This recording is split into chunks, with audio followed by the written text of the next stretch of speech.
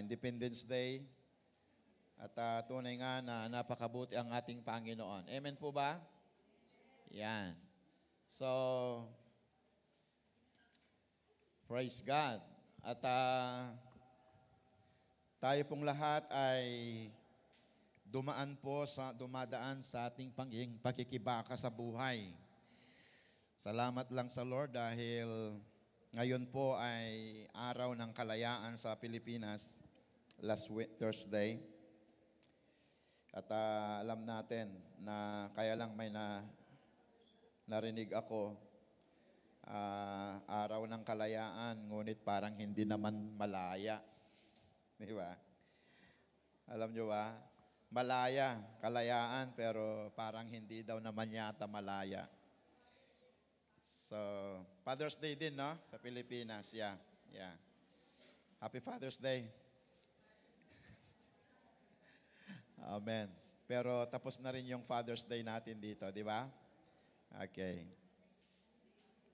So, yun po, Kaya pwedeng tayo pong lahat ay yumuko at manalangin before we dive into the words of God.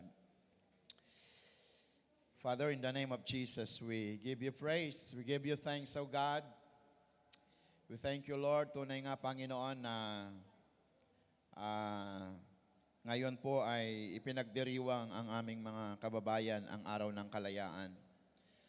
Na kung saan, Panginoon, ay pinalaya mo kami sa mga kamay ng mga dayuhan. Pinalaya mo kami sa mga kamay, Panginoon, ng mga taga-ibang bansa na humawak sa amin. And Lord God, tunay nga po na sineselebrate po namin ito. Ngunit ganun pa man ay patuloy po namin ipinagpipray ang aming bansang Pilipinas. Panginoon, na ganun pa man na inaalala namin ang kalayaan, ngunit tunay nga po ba na malaya po kami. Lord, ang nakakatakot kung may kumukontrol pa rin sa aming bayan. Hindi man kami control ng aming mga ibang dayuhan, ngunit kung may kumukontrol naman sa aming government, sa mga tungkulin sa mga may kapangyarihan, Lord, control by corruption, control by crimen, Lord, forgive us. Lord, help us and continue to set free Philippines, Lord.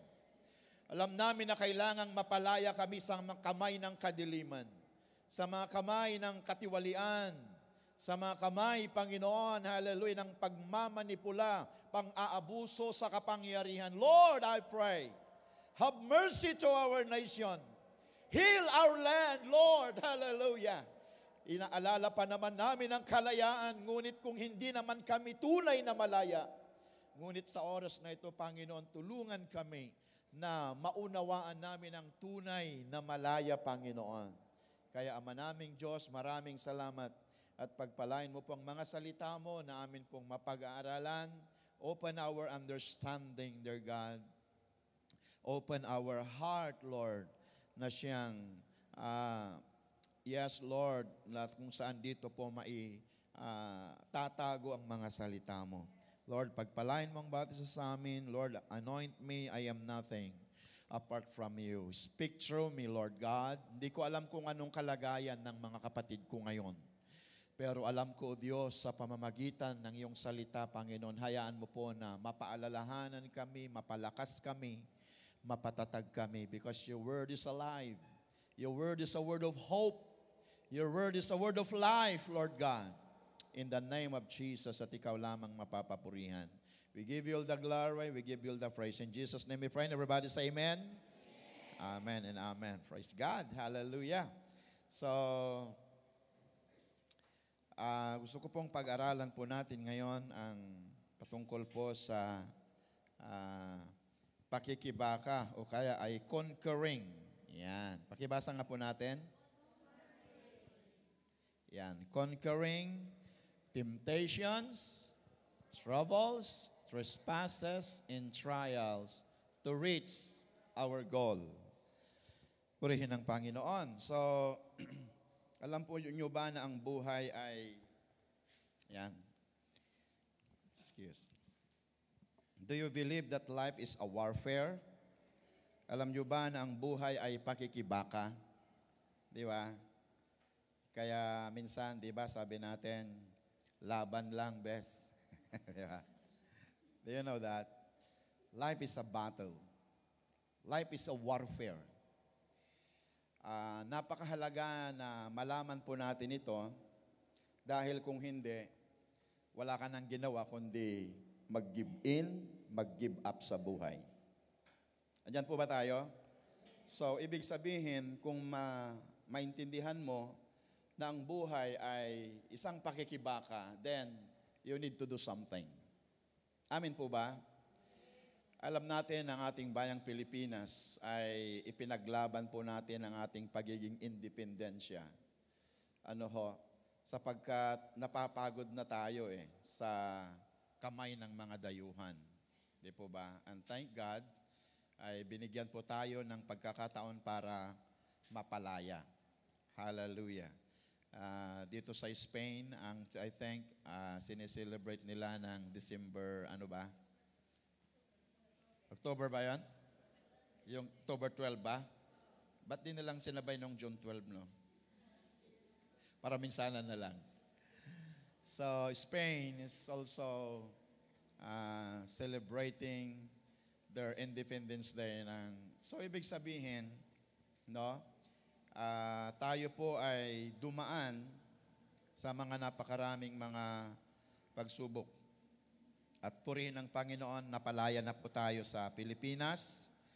And now Pilipinas is one state. Ibig sabihin, tayo ay lumaya na upang tayo ay maging isang bansang Pilipinas. And the Bible says, "Blessed are the nation whose God is the Lord."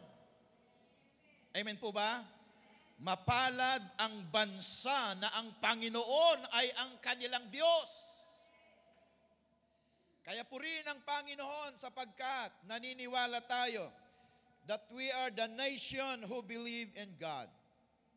Purihin ang Panginoon dahil dinala sa atin ng mga Kastiliano, ng mga Spanish ang religion. Alam mo ba na, di ba, yung history natin ay Spain, through Magallanes who discovered the Philippines. And thank God, di ba, pinapasalamatan natin na mabuti nga Spanish ang pumunta sa Pilipinas Dahil kung hindi, baka Muslim tayo ngayon. Well, mahal natin yung mga Muslim, pero nagpapasalamat pa rin tayo na tayo rin ay naging Kristiyano. Amen ba? So, kaya sinundan natin sila. Nandito tayo ngayon. At yun po yung purpose natin. They brought us religion in the Philippines and we will brought salvation naman sa kanila. Alam niyo ba yun? Religion will not save you. Religion will not change you. But our right relationship with God. Diyan po ba tayo?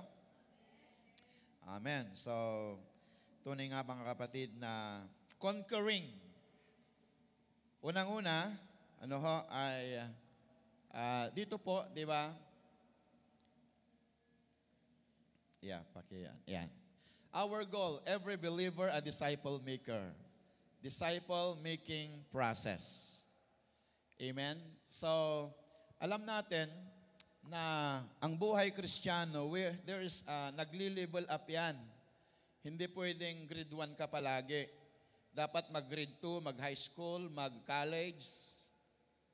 Ano pa? Mag-ano ka na? Mag-master. Doktor.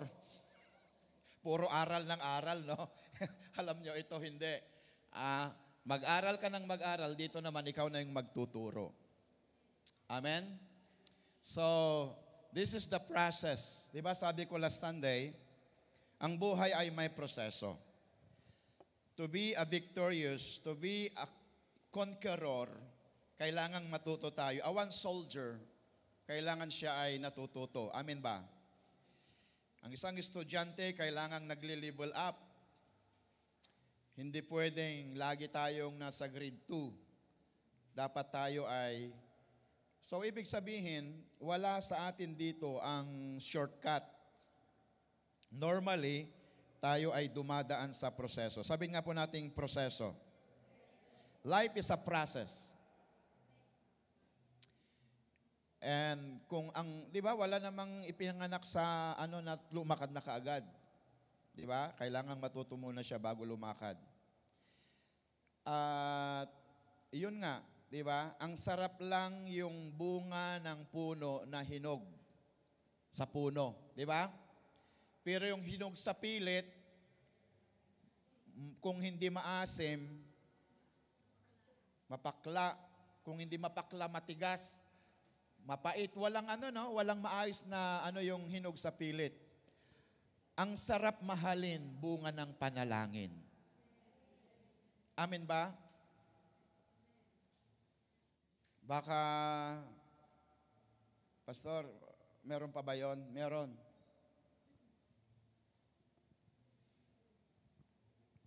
Lumalampas na, Pastor. Anong ibig sabihin? Pag lumalampas ka na, kung sino-sino na lang dyan. Diyan po ba tayo? Alam niyo kung bakit ang daming mga pamilya na nasisira?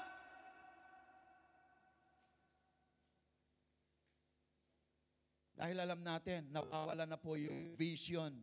Nawawala na po yung pangarap na gusto nating maging magandang pamilya, maayos na pamilya. Hindi ko alam kayong mga dalaga, mga binata, kung may mga pangarap pa tayo patungkol sa family, the vision of the family. Minsan pinangarap ba ninyo na magkaroon kayo ng pamilya na puro Kristiyano? Pinangarap ba natin na magkaroon tayo ng pamilya isang araw, sama-sama kayong pupunta sa church?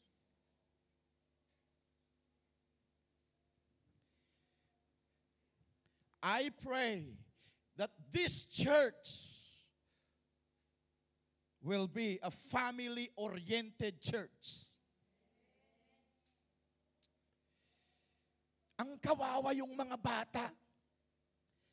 Kapag hindi po natin dalhin sa vision ng family, alam nyo ba ang family ang first community natin? Kung bakit nagkakaroon ng kaguluhan ng bansa sapagkat hindi maayos ang pamilya. The reason why the nation were broken and destroyed because the family ay hindi na po maayos. And I'm praying, we are not perfect, hindi rin ako perfect. Pero alam mo ninyo, ang laging iyak ng puso namin ay maibalik tayo sa pangarap, sa vision ng isang pamilya na isang araw. Ang sarap lang kasi yung sama-sama kayo na pumupunta sa church. Ang gandang tignan lang kasi yung anak mo, natuturuan mo ng words of God, hindi mo na siya problema, purihin ang Panginoon, madadala natin siya sa Panginoon. Dahil alam ko na God is the founder of the family. God is the designer of marriage. Sabihin nga po nating marriage. Are you still dreaming, young people? Are you still dreaming one day? Ako naman ay dadalhin ng aking nobyo, imamarch ako sa altar ng Diyos. Lord, I'm still dreaming that one day. Di po ba, tayo, ikaw, ang yung mapapangasawa mo, ay haharap kayo sa dambana ng Diyos.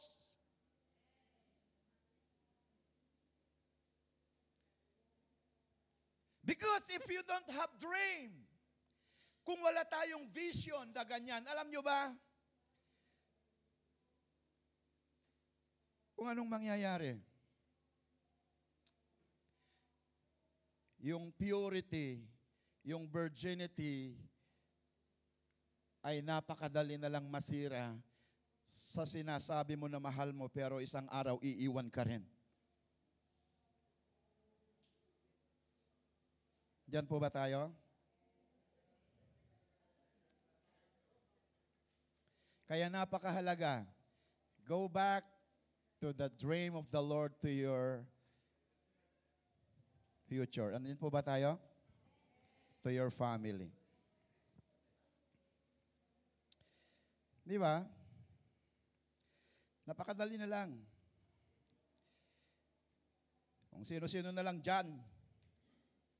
If you don't have vision to your family, kung sino-sino na lang. Okay lang ba yun? Okay lang ba na sabihin ko yon? I'm sorry.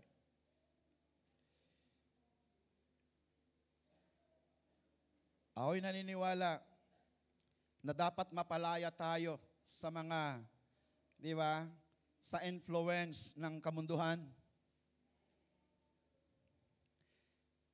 Go back to the words of God. Trust God.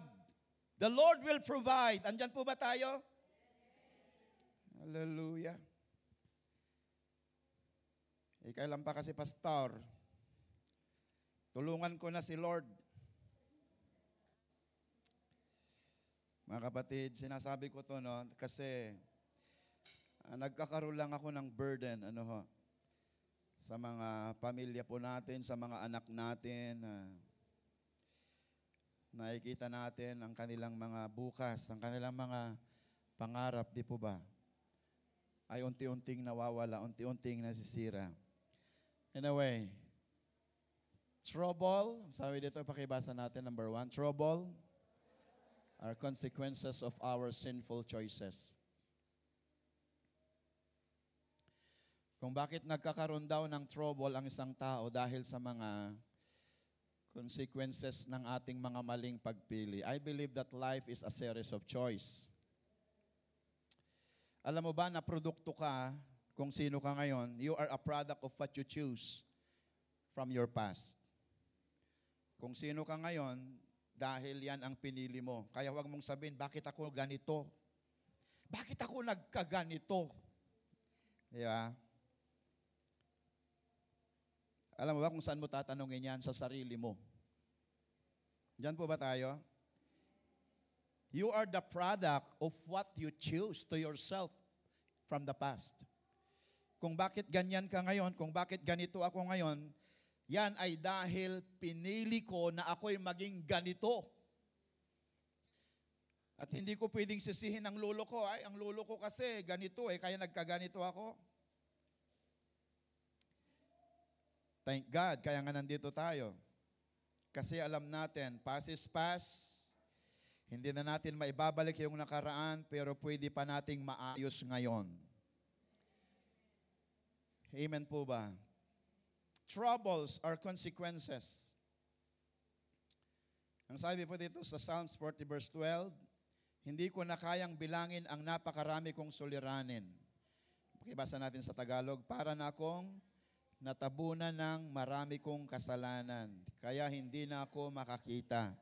Ang bilang ng aking mga kasalanan ay mas marami pa kaysa aking buhok. Dahil dito, halos mawalan na ako ng pag-asa. So, alam nyo, if you are in trouble, talagang grabe, no? Kaya nga kailangan maging conqueror tayo kasi life is warfare. Marami tayong binabaka sa buhay. And trouble, kung bakit nagka-trouble tayo, dahil sa ating mga maling desisyon. Diyan po ba tayo? Sinong nasubukan ng nag-trouble? Di ba? Trouble, the consequences of our choices. Cause of effect and effect of our decisions. Poor decision making, unhealthy relationship, in association, inappropriate language, life before and after Christ. So ibig sabihin, why there is a trouble? Because of your wrong choices. At alam ko po na nararanasan po natin iyon. Di ba? Pero alam mo ninyo, dito sa Bible, si King Saul's is in trouble because of wrong choices in life. Yung kapahiran ng Panginoon ay umalis sa kanya. He was rejected as a king. Alam niyo kung bakit? Kasi he disobeyed God. He disobeyed Samuel. Ang sabi ni Samuel kay King Saul, wait for me. Ako ang maghahandog, pero hindi nakapaghintay si Samuel. Si Saul. Sabihin nga natin Saul. Hindi siya nakapaghintay. Kaya minsan kapag hindi ka makapaghintay, daming nasisira. Kaya pwedeng sabihin mo sa katabi mo, maghintay ka lang.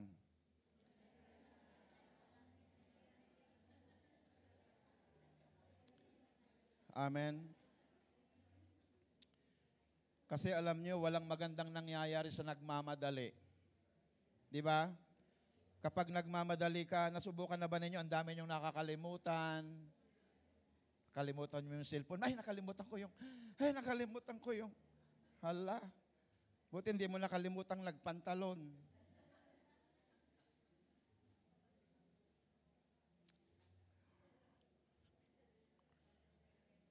Mamaya nakapihama ka pala, pupunta ka sa school.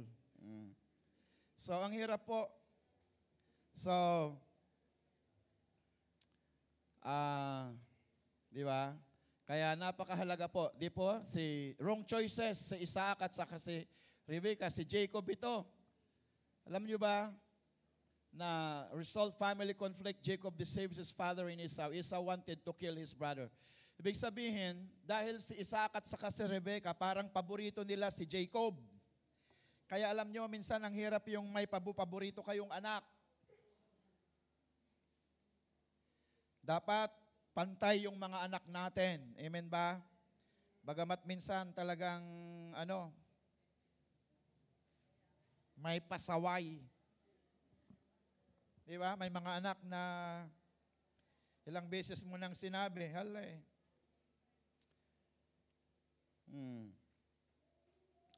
At alam ho ninyo ang nangyari, nagka-problema sila dahil dinaya ni Jacob si Esau. Buti, hindi po sila nagpatayan. Yan. Trouble, do not blame other. Take responsibility. Repent, forsake sins, and do restitution. Ito yung napakaganda. Of course, hindi natin maiwasang mag-trouble. Diyan po ba tayo? Pero kapag dumating yung nag-trouble tayo, do not blame other. Amen ba? Kaya huwag mong sisihin yung katabi mo. Huwag mong sisihin yung kapitbahay ninyo. Diba? Minsan ang daling manisi.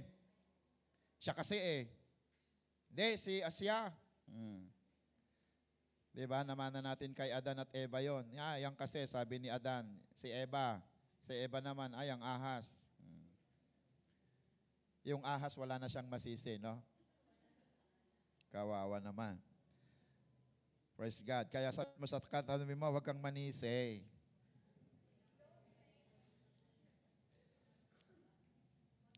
Ibig sabihin, alam niyo ang napakaganda rito, yung take responsibility.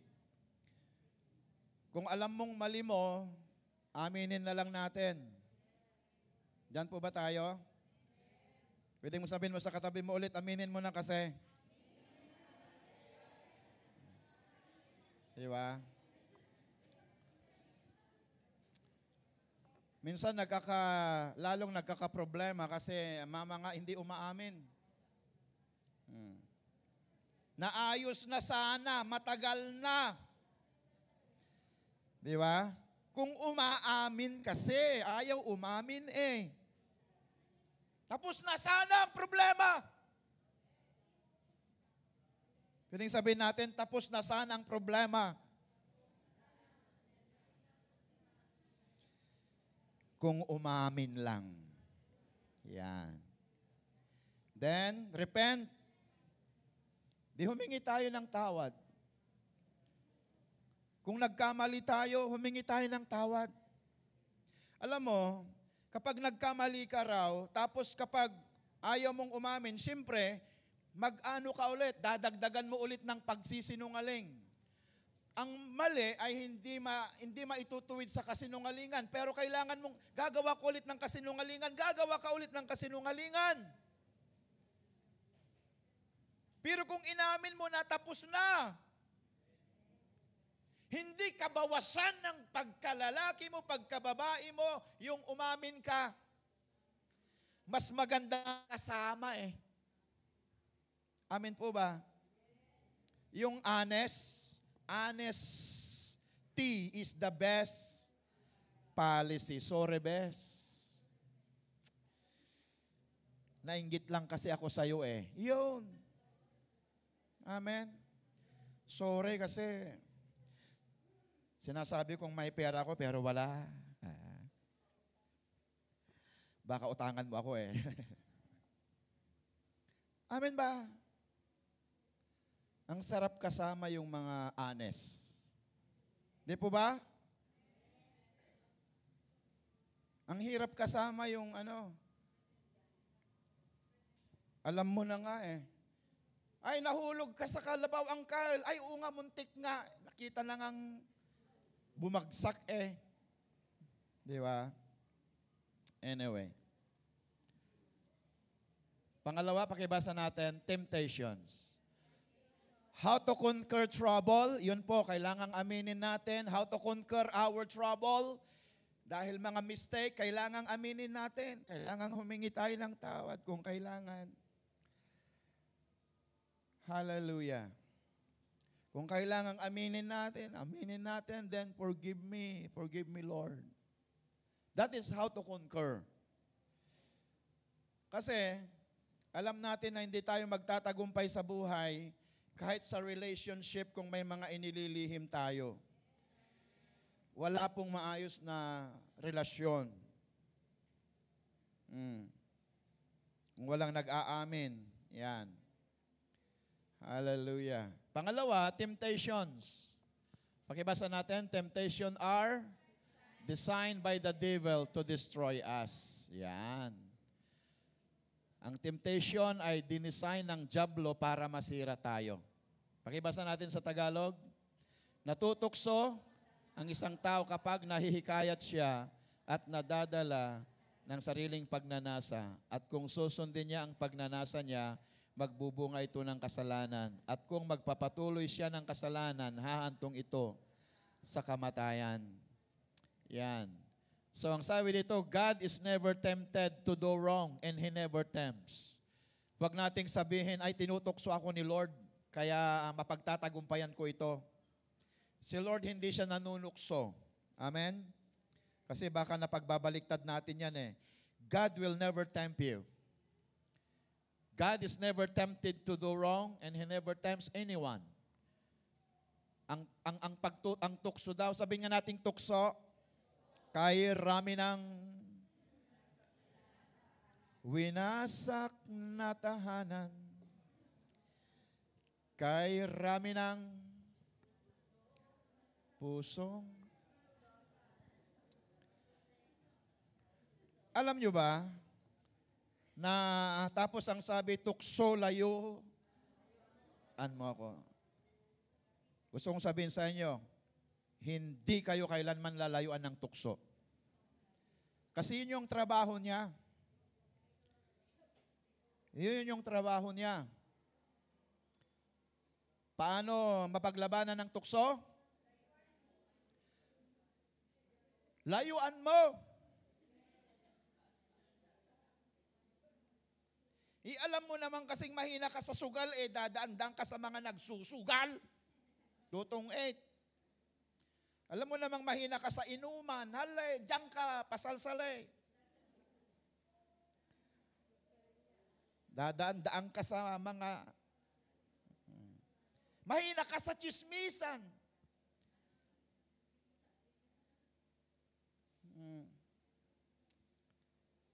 Buti na lang, wala na. Wala na dito yan. Malis na. Di ba? Nabago na. Kung alam mo yung kahinaan natin, huwag ka doon laging lumalapit. Amen ba? Lumapit ka sa mga life group leader mo, lumapit ka sa mga di ba?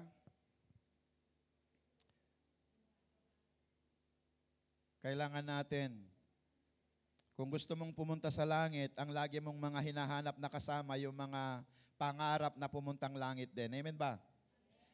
Praise God. So, deception, desire, disobedience, and death. Ito po yung temptation, di ba? Nanggagaling daw sa ating kalooban, sariling pagnanasa. Yan. No? So, sarili yun, nanggagaling sa sariling pagnanasa. Kaya alam niyo yung pinakamalaking kalaban natin, hindi si Satanas. Ikaw. Ako. Di ba? Kasi si Satan, nandyan lang siya eh. Inaakit ka lang. The decision is yours. Amen ba? Kaya lang, ang ginagawa minsan ng iba, si Satan kasi eh. Tinukso kasi ako eh. Ikaw. Hindi kasi siya umalis eh. Anyan po ba tayo? We need to conquer temptation by starting inside of us because the battle is inside of you. The temptations came from your inside. Ano ngayon kung maganda yung bahay ng kapitbahay mo, ipapagiba mo rin yung bahay mo? Ano ngayon kung makinis yung kutis ng kapitbahay mo, ipapabanat mo rin yung mukha mo? Mamaya maililipat yung mo sa kabila. Di ba? Alam niyo yung isang panlaban sa mga inggit, sa mga temptation na yan, tanggapin lang natin kung sino tayo. Amen ba? Ito lang talaga yung bahay ko. Ano ngayon? Ang mahalaga, makatulog ka. Ang mahalaga, hindi natutulo ng tubig. Andyan po ba tayo? Tanggapin mo kung sino ka. Praise God. Di po ba? Tanggap na po ba natin kung sino tayo? Yan. Kasi alam natin, kapag tinatanggap natin kung sino tayo, tanggap na tanggap mo yung lumikha sa'yo. I want to tell you, hindi nagkamali si Lord nung nilikha ka. Hindi nagkamali si Lord nung hinugis niya tayo. Talagang ganyan yung natin, may iba-iba tayo, di ba? Praise God, hindi tayo magkapakapariho. Ang hirap kaya pag magkakapariho tayo. Magkakamukha tayo lahat. Ang hirap naman. Nasalubong na naman kita kanina. Siyempre, lagi mo siyang magkakamukha tayo eh. Kaya salamat sa Lord, magkakaiba yung mga itsura natin. Amen ba? Praise God. Pasalamat tayo sa Lord, ang mahalaga. Ganito man yung mga ilong natin, ang mahalaga, nakakahinga. Amen. Yung mga Chino, hindi nga magreklamo eh. Dahil maliit yung mata. Kasi maliit ang mata, pero malaki kita. Aanin nyo yung malaking mata pag wala kita. Amen ba? You know that God says, the Bible says that we are the most masterpiece of God's creation. Ikaw ang pinakamagandang nilikha ng Diyos. Magkakaiba tayo, pero ikaw ang maganda sa paningin ng Panginoon. Maganda ka sa paningin ng iyong nanay.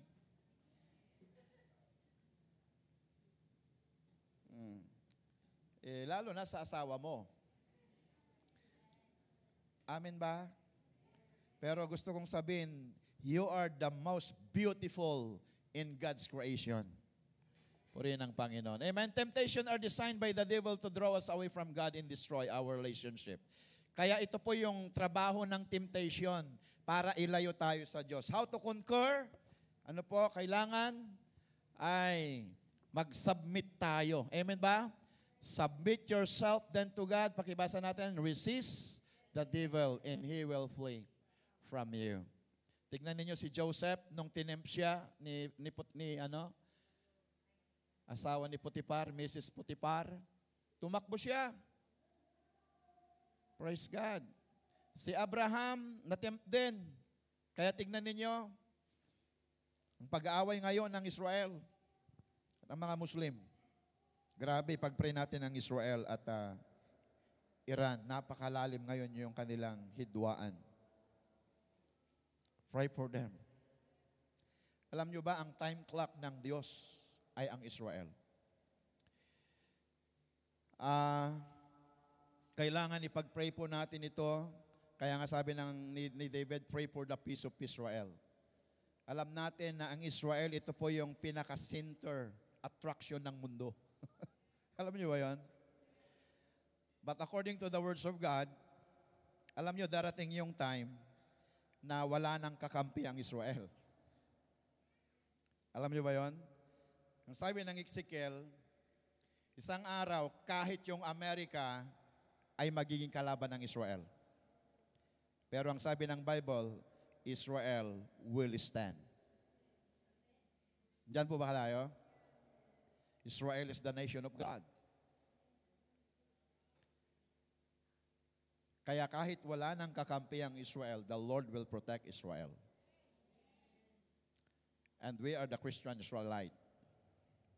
Kaya magpatuloy tayo, hahawakan tayo ng Panginoon. Amen po ba? Of course, we are praying na wala tayong gusto na mamatay. Pero talagang inaaway ang Israel eh. Talagang gustong burahin yung Israel.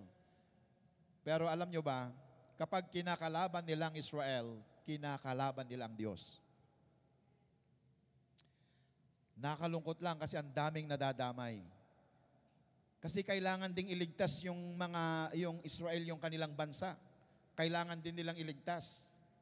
Ang sabi nga ni Netanyahu, di ba? Alam niyo kung gagamitin na lang ninyo yung mga ginagawa ninyong missile sa inyong bayan, masagana na ang inyong bansa. Dahil ang mamahal yung mga gamit. Ganun pa rin. Kaya nagkaganon po ang nangyayari ngayon. So, we will pray for them. Amen ba? Temptation. You should resist them and be watchful against the tricks of the devil. Kaya paano natin ito mapagtagumpayan? Magbantay tayo. Amen ba? Magbantay tayo at kailangan tayo ay laging nagpapasakop sa Panginoon. Amen? Kaya bantayan mo yung sarili mo. Sabihin mo, bantayan mo yung sarili mo. Alam mo kapag iba yung nararamdaman mo. Alam mo kapag, yung meron sa sarili mo kapag medyo nag-high blood ka na. Alam mo kapag, parang gusto mo lang sumabog. Di ba? Alam mo ba kung sino nakakakilala sa sarili mo? Ikaw at si Lord. Ako, alam ko rin yung sarili ko kapag iba na yung nararamdaman niya, iba na yung nararamdaman mo Andyan po ba tayo? Kausapin natin yung sarili natin kapag, linggo ngayon, punta ka sa church. Kausapin mo yung sarili mo. Hindi yung sarili mo ang sinusunod mo. Kasi kung yung sarili mo ang susundin mo, mahal mo yung isa nung linggo, mahal mo na naman yung isa ngayon. Alam mo ba yon? Tapos sabihin mo sa kanya, I love you only. Ano ba yon? Ikaw lang ang mahal ko.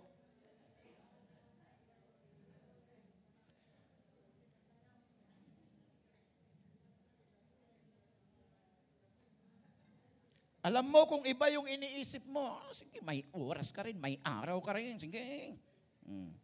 Binibilangan mo na siya, sige, pang-3 na to. Amen po ba? You need to watch yourself. Bantayan natin yung iniisip natin. Kaya alam nyo kung bakit ang daming mga buhay na nasisira, hindi nila nababantayan yung mga napakaliliit lang na mga bagay. Naayos pa sana Naayos pa sana. Kaya lang kasi yung high blood niya nahalay. Yung gusto niya, yung yung alalas. Alam niyo ba? Okay pa sana.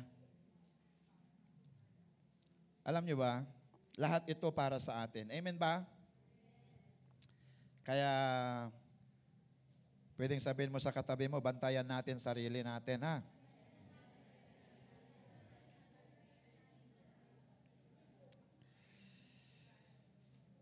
Then, sabihin mo, magpabantay ka rin kay Lord.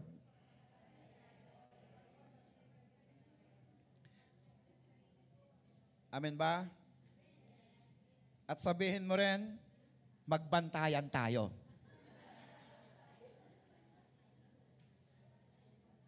Amen? Kasi alangan namang, Lord, alam ko binabantayan mo ako, ha? Pero alam mo naman yung ginagawa mo.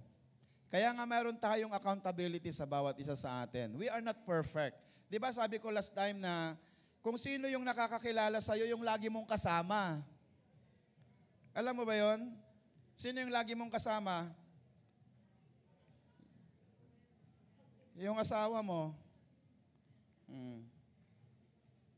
Kaya lagi kang nag-aaway eh.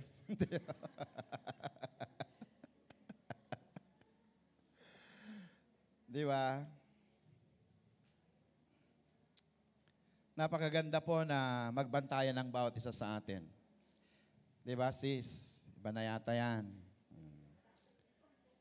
Di ba? Hoy, lakay! Iba na yung pinapanood mo! Yan po ba tayo?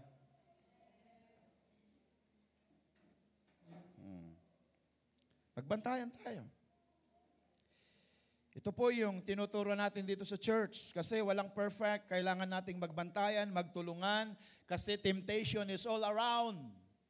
Temptation is always there for you to, di ba, deceive. For you to, di ba, ilayo tayo. Yun po yung ginagawa sa atin, di ba? For you to deceive, to disobey. Hanggang tayo ay patayin ng temptation. Amen? So, huwag nating itempt yung sarili natin. Kung mag-diet ka, mag-diet. Huwag mong tuksohin yung sarili mo na kumain. Ganun lang yun eh. Alam mong kahinaan mo yung pagkain, yung pang pinapanood mo kasi. Di ba? Praise God. Alam mo namang kahinaan mo ang magbili kung saan-saan ka umiikot dyan. Then, we need to conquer trespasses. Pakibasa natin, trespasses. Are hurts caused by the sin of other people. Trespasses. Ito po yung dapat i-conquer natin. Una, yung trouble, yung mga mistake natin, we need to conquer them. Kasi, every time, na-feel natin ang sarili natin. Alam niyo ba yon? Diba, sabi mo, gusto mong magbasa ng Bible, pero mamaya, nasa media na naman ako. Ayan. You always fail yourself. Gusto mong mag-pray, mamaya, naaganahan mong nakipag-usap kay kumare. You need to conquer. Kailangan nating i-conquer. Amen ba? Then, pangalawa, yung we need to conquer temptation. Then, number 3, trespasses are hurts. Anong ibig sabihin ng mga trespasses na ito? Ito yung mga, sabihin natin sa Tagalog, but if you cause one of these little ones who trust in me to fall into sins. Sa Tagalog, ngunit,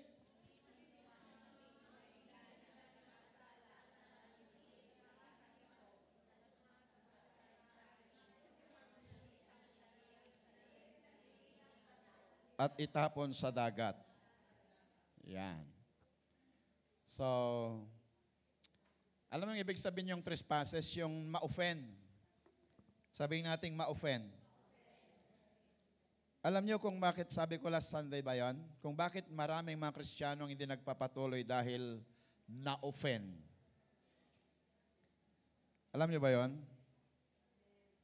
Kaya dapat i-conquer natin. Minsan kasi may mga tao na gustong mapakinggan lang yung mga gusto nila. Pero alam niyo, we are the preacher na hindi namin gustong marinig lang ninyo yung mga gusto ninyong marinig. Hindi namin sinasabi yung mga gusto lang ninyong marinig. Alam niyo ba yon? We as a preacher, this is a great awakening church, ang dapat ninyong mapakinggan ay yung mga kailangan ninyong mapakinggan. Hindi yung mga gusto ninyo. Ay, hanggang sa pakinggan yan, tawa ka ng tawa. Pero wala tayong natututunan. Alam nyo ba, ang tunay na preacher ay ito po yung nagsasabi ng katotohanan ayon sa salita ng Diyos. Why? Dahil wala kaming ibang layunin kung hindi maayos yung buhay natin. Wala tayong ibang layunin kung hindi mapabuti yung buhay natin. Amen po ba? Huwag ka nang mag-preach kung gusto mo lang patawanin ng mga tao. We are here to preach what you need. We are here to preach. Hallelujah. To teach you according to the words of God, including us, including me. Alam niyo ba yon? Ang hirap kayang magturo kasi kami ang unang tinatamaan. Alam niyo ba yon? Kaya bago namin tinuturo sa inyo, kami muna ang nasusugatan. Dahil kung hindi namin maranasan ang tinuturo namin, hindi namin maipaliwanag ng maayos. Alam niyo ba yon? We are sharing this dahil napagdadaanan namin at pinagdadaanan pa rin ng mga ito. Pero mabuti na lang mayroon tayong Diyos na tapat. Amen ba? We have a faithful God. At handang tumulong umabot sa atin. Amen po ba? So, ma-offend tayo. Ito yung mga problema minsan. Kasi yun nga, parang pinapatamaan ako ni pastor. Parang pinapatamaan ako ng leader ko. Hindi po ganon. Alam nyo ba na ang salita ng Diyos, kusa siyang tumatama. Kusa siya na nangungusap. That is the words of God. Kaya magpasalamat tayo kapag natatamaan pa tayo. Kapag nakakaramdam pa tayo, ay Lord, salamat po ako yon. Hindi yung, ay, para kay, wala dito siya eh. Dapat sa kanya yon eh. Hindi po ba? Pero sabi natin, Lord, salamat po. Alam nyo ba, kapag kayo nagtuturo ng Sabado dito, ang dami kong tama. Di ba? At least wala akong tama. Natatamaan lang. Amen po ba? Mas maganda yung natatamaan ka kaysa may tama na. Kasi kapag hindi ka na tinatablan, may tama na nga. Tama, mali. Wala ka nang ginawa, kundi, pambira, parang ako na naman yun ah. Talagang ikaw yun, ikaw ang nakaramdam eh. Kapag naramdaman mo yung words of God, para sa'yo yun. Pwedeng sabihin mo sa katabi mo, ikaw yatang topic ngayon ah.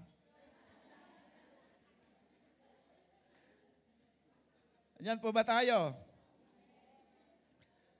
Hallelujah. Napakagaling ang words of God. Dahil natututo tayo. Amen ba? Wala pong nais ang Diyos kung hindi mapabuti yung buhay natin. Kaya wag tayong ma-offend. Alam niyo ba kung bakit? Si Jesus mismo na-offend. Na-offend kay Peter, kay Judas. Di ba? I-deny siya ng 3 times. Ang hirap kaya nun. 3 years na inalagaan niya sila, pero nung dumating yung time, hindi ko siya kilala. In-offend siya, pero hindi siya na-offend. Amen? Anong sabi ni Peter? Lord, iwanan ka man ng lahat ng itong mga kasama ko, ako never na iiwan ka. At ang sabi niya, totoo ba Peter? Yes, Lord. Until death do us part. Haba? Parang grabe yung pangako ni Peter. Pero alam mo ninyo, hindi po nagawa ni Peter yon. Dininay niya si Jesus, si Judas naman, binitray niya si Jesus. Pero alamin ninyo, hindi po na-offend ang Panginoon. Minahal pa rin niya sila. Si Judas, nung sinabi niya na, nung binitray siya, di ba ang sabi niya, my friend. Sinabi pa rin ni Jesus kaibigan, sabi niya.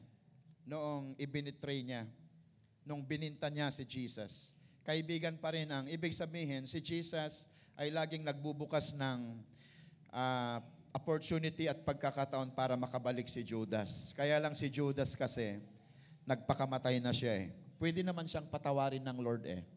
Alam mo ba yon? Kaya, trespasses, you should release them by forgiving others. Kapag na-offend ka, magpatawad ka. Unang-una, patawarin mo sila. Diba? Huwag tayong magtanim ng galit. Huwag tayong magtanim ng sama ng loob. Ang hirap no, kasi yun ngang sama ng loob, tinatanim pa eh.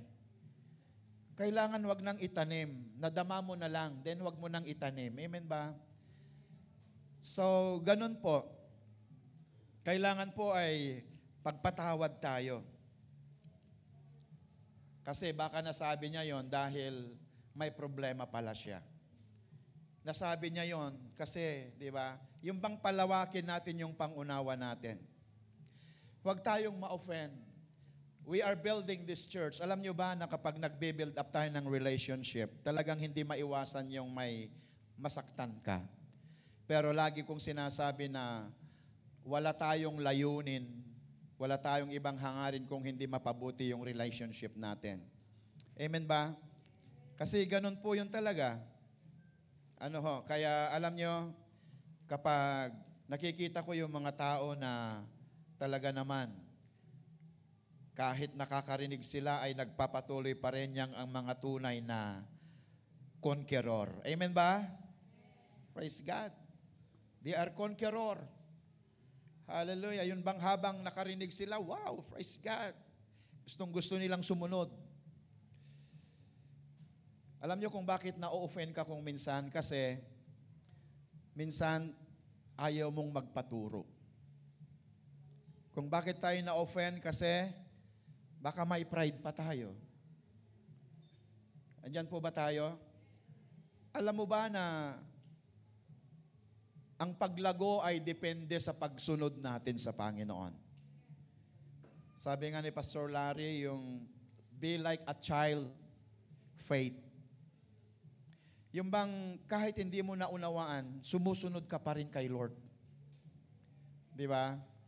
Alam mo, lalago ka. Lalago ka dahil iniisip mo, Lord, alam ko, hindi mo ako pababayaan. Amen ba? Alam ko, di ba? Then, you should release them. I-release natin sila, pakawalan natin sila. Ano ba yun? Pakawalan yung, huwag tayong magtanim ng sama ng loob.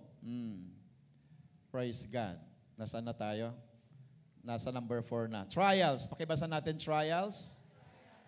Are designed by God to draw us closer to Him and build our character.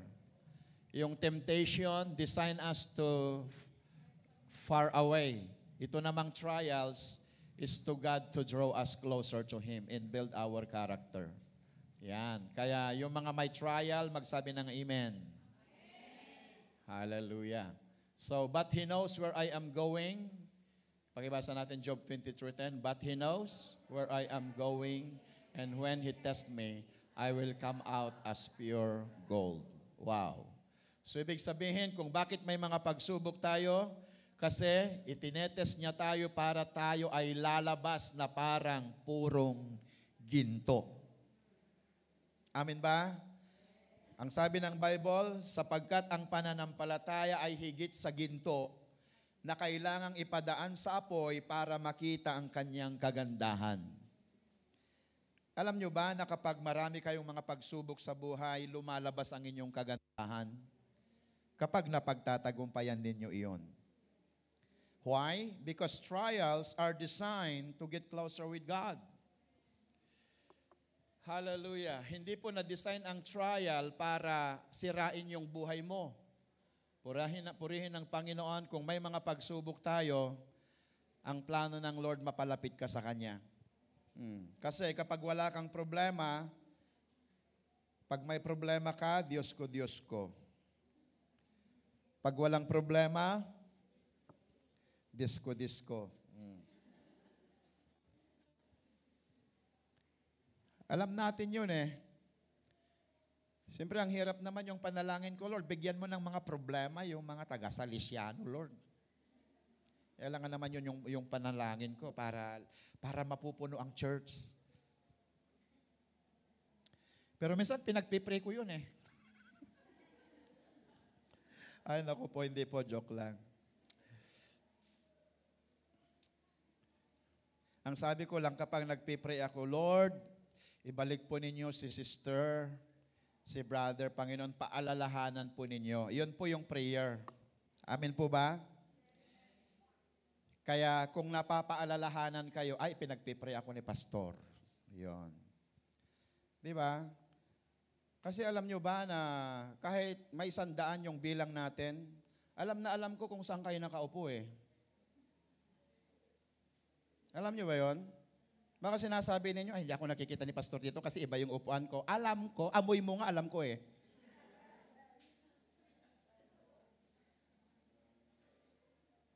Diyan po ba tayo? Alam ko. Alam mo, pastor? Ay, oo, alam ko.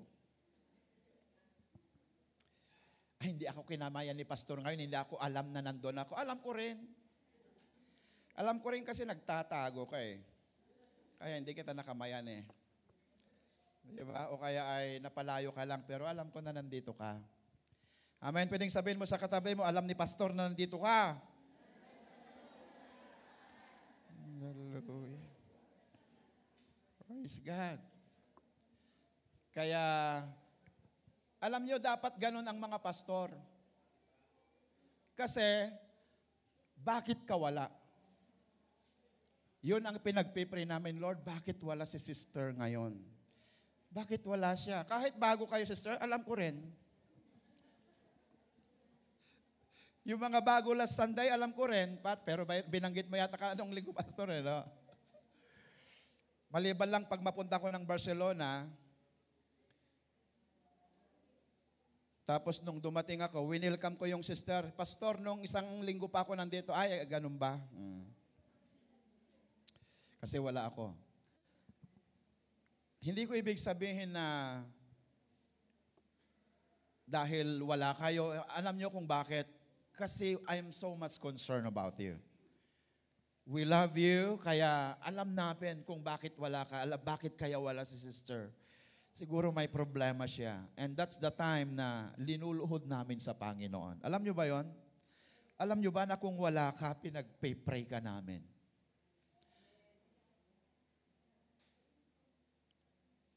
Lalong lumalalim yung prayer namin kapag wala ka. Pero wag nyo naman kaming subukan. Sige, ilalalim ko pa yung prayer ni pastor. Hindi ako mag-aatid ulit sa linggo. Ay, kapag si Lord ang tumugon, naku po, delikado. Sige nga kung ipinagpipray ako ni pastor. Hallelujah.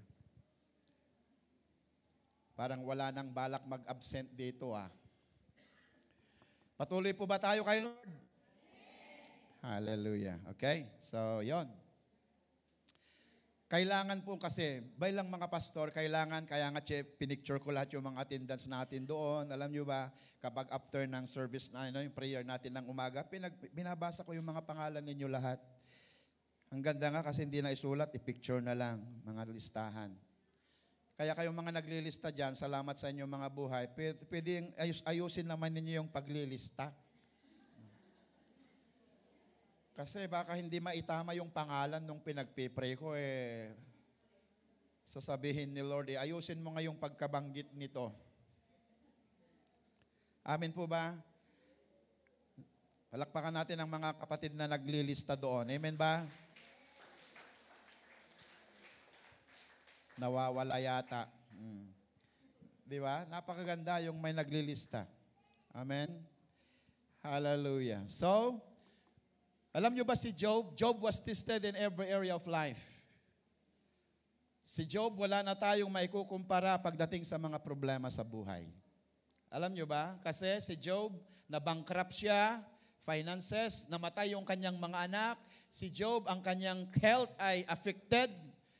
Di ba, yung sakit niya na hindi maintindihan, yung wife niya, sabi niya, sumpain mo na yung Diyos mo nang mamatay ka na. Yung mga kaibigan, inakusahan siya, so, Job, may kasalanan kang tinatago. Kaya nagkaganyan ang buhay mo. Di ba?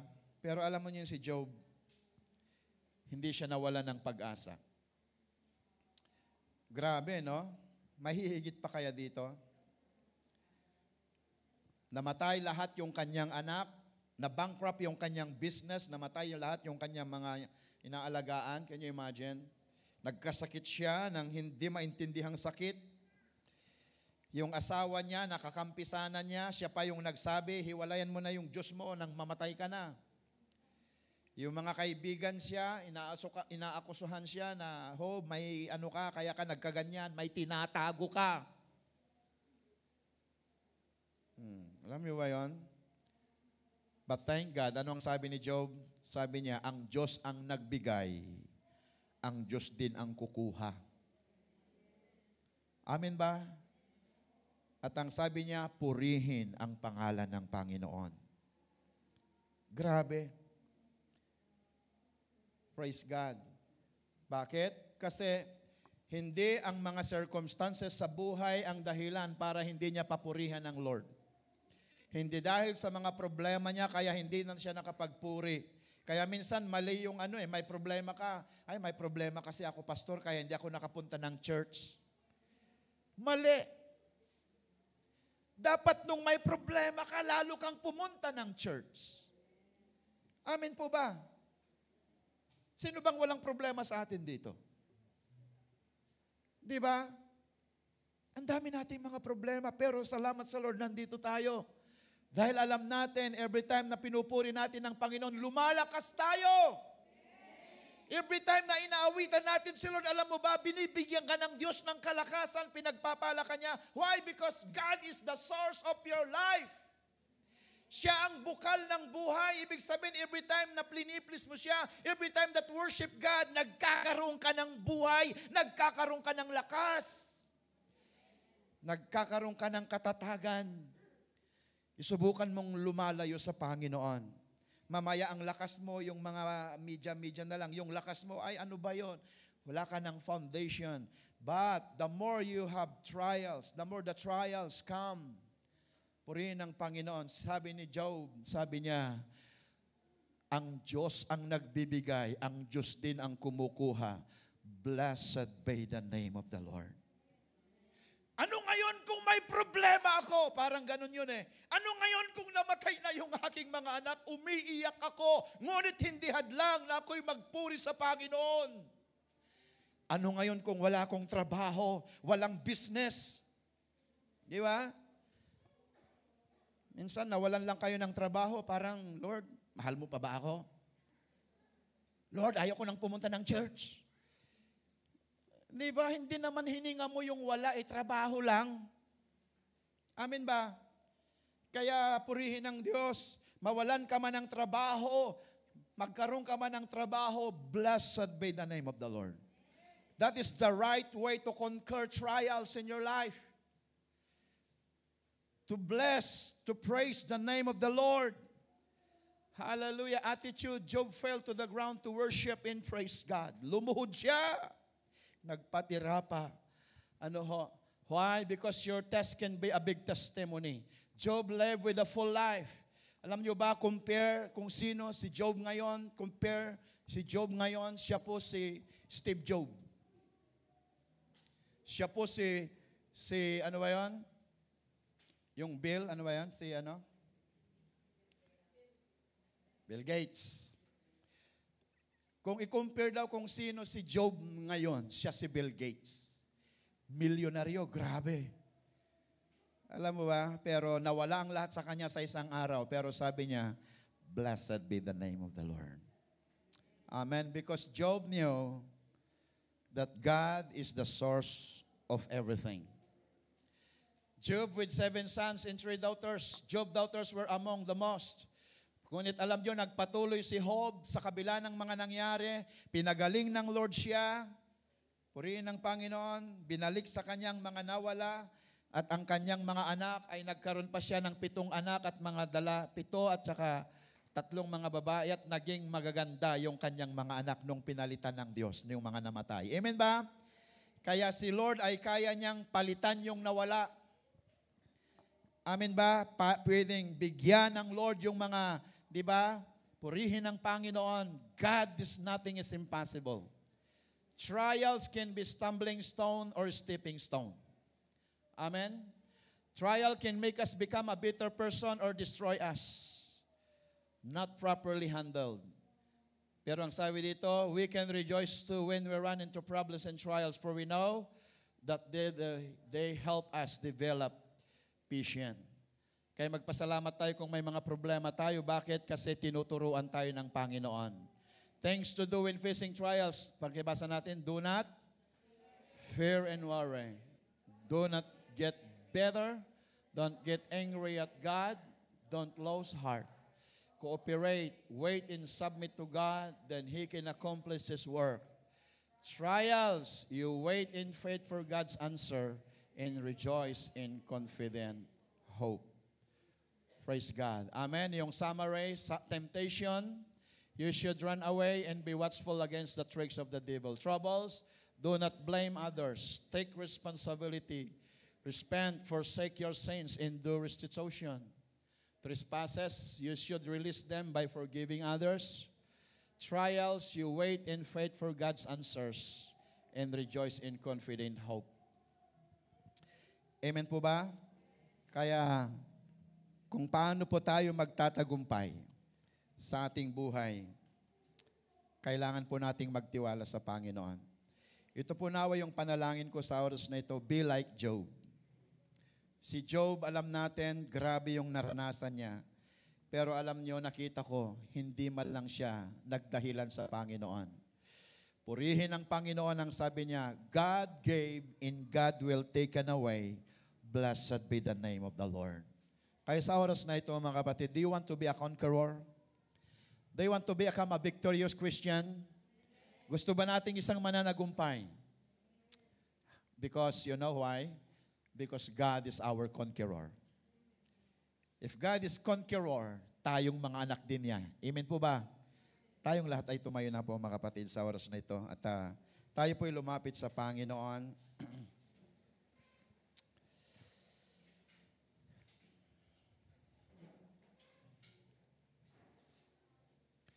Hallelujah.